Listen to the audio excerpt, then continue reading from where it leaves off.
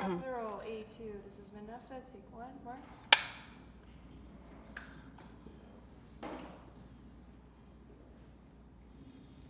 Okay, so why don't we start with your background? Who you are. So my name is Vanessa Noel. I'm a shoe designer.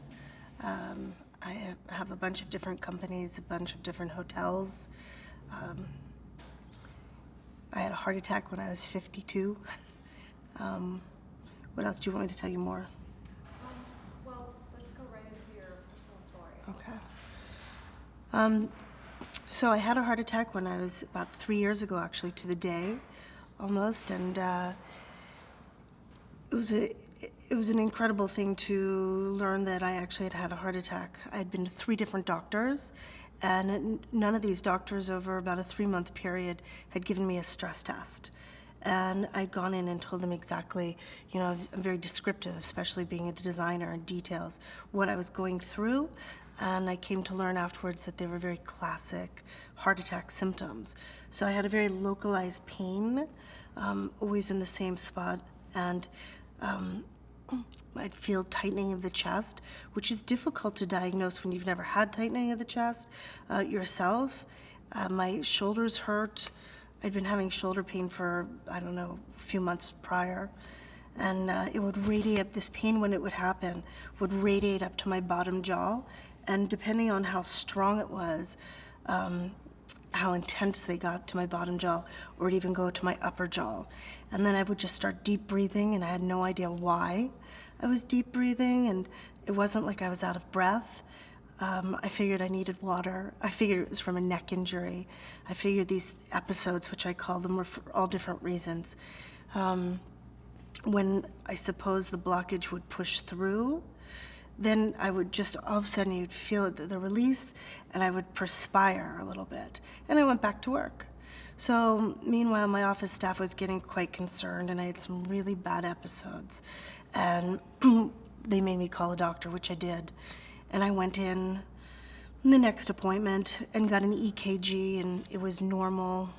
Had a sonogram, it was normal. Great. I went home, I was fine. They started up again. I decided maybe I should get a stress test. I called a different doctor, a homeopathic doctor I was going to.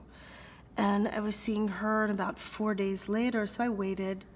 I asked her for the test, and she told me I didn't need a stress test, that I should go for a CTA scan. That'll show me everything, including lungs.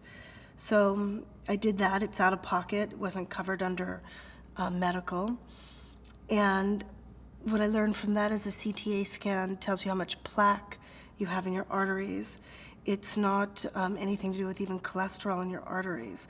So I was told that my arteries were perfectly clear, and I was completely okay, and my heart was fine.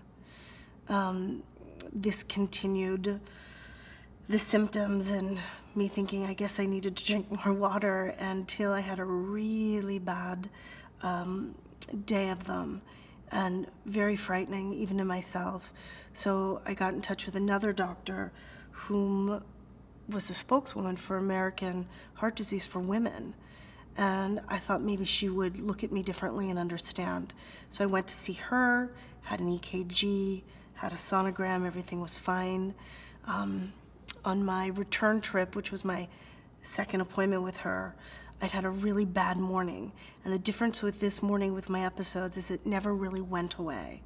So I got to her office, and the EKG was finally going a little wonky and askew. And even then, she sent me out of the office, or was trying to tell me I needed my esophagus checked. She thought maybe my esophagus was spasming. And I had told her, it's not my esophagus, it's my heart, and I'm not leaving your office, and you have to find it.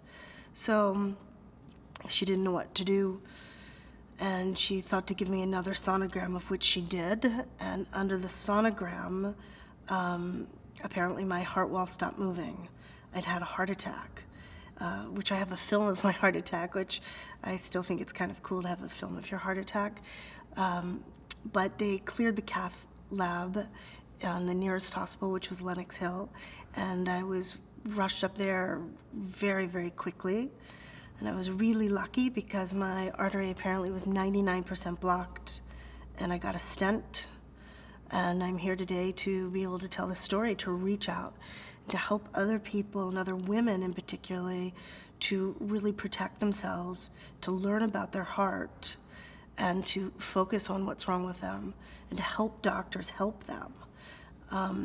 If I had just left the doctor's office, I wouldn't be here today. The doctor who put the stent in leaned over me and had told me that I was like a hair's whisker away from having a massive cardiac arrest. And it was very cute because I'm a shoe designer, and he said he knew my name because of his wife. Where's my shoes? And so I was gonna be designing lots more shoes, so I was saved.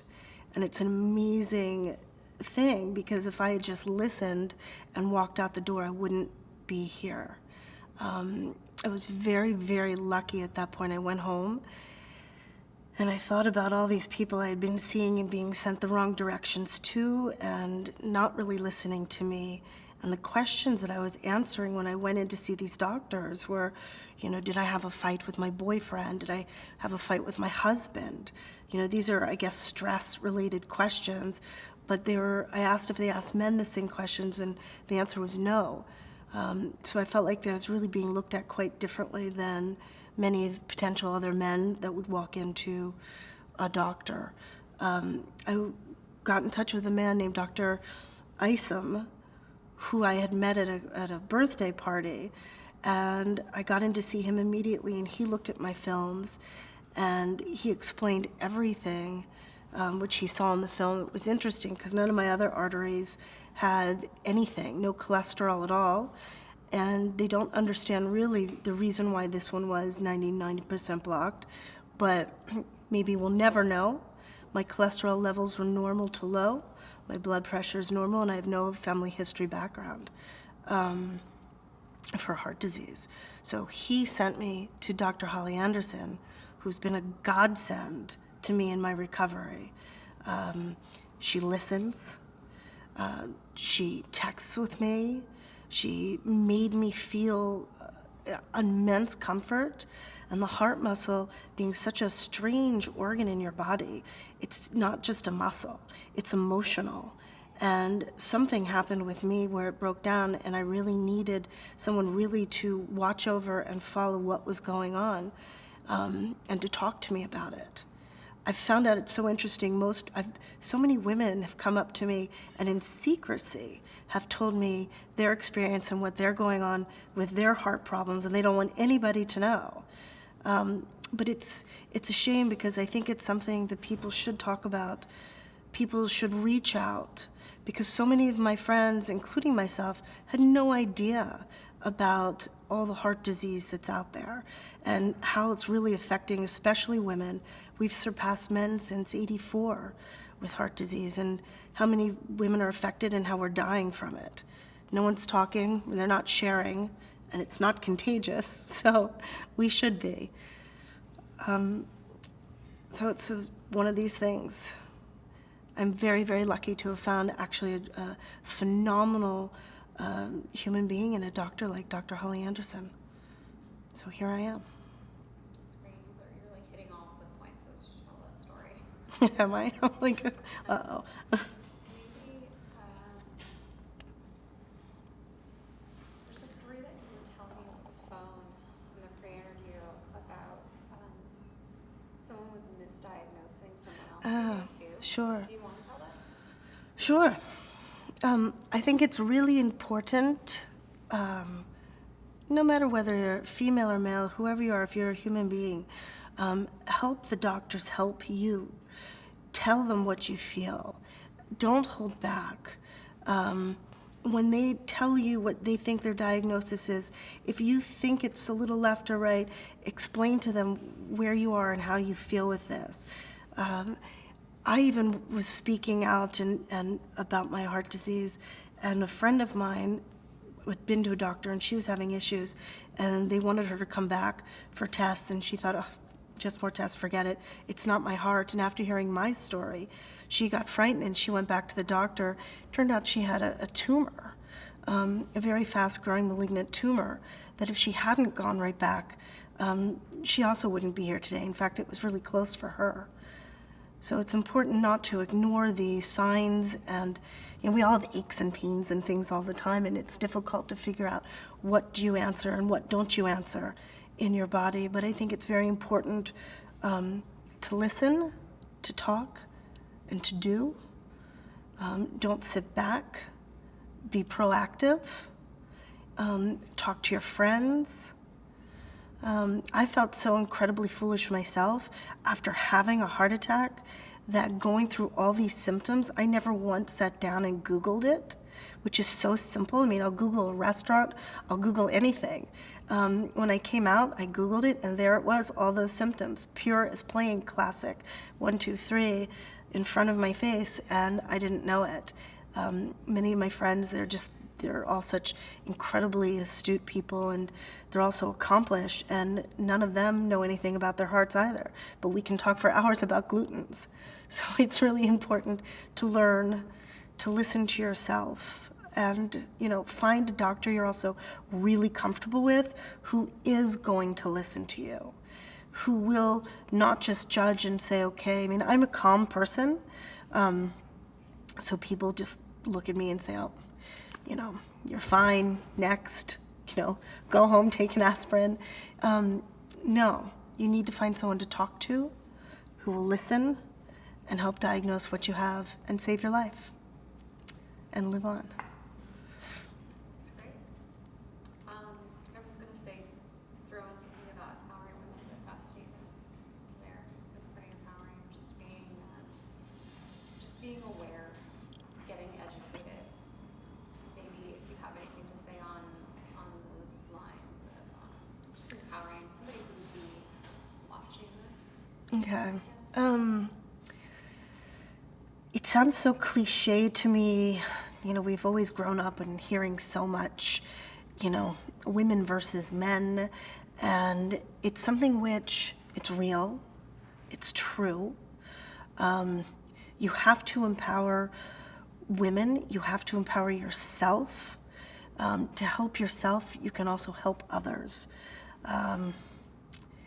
Do it for yourself. Help the doctors help you. Help your friends. Help your friends help them. I mean, statistically, 1 out of 3 women will die. It's not the case, look next to you, look around you, like one of these people won't be around. It might not be you. You might be the one who's not around. I can't express enough. I mean, I don't stop talking about it, and it's not that I, wake up every day and think, oh, poor me, I had a heart attack. It's not that. In fact, I've been finding the good things about having a heart attack and working forward in really positive energy, but I won't stop talking about it because I really want people to learn, and I want people to listen, and you have to listen. The heart is the most important organ in our body, and we hardly know enough about it emotionally. We know what it does, but it's something where you have to protect it, guide it, talk about it, and empower yourself and empower other women to go and find out exactly what's going on with their bodies and help themselves. Is that it? Yeah. Did that work? That's perfect. Yeah?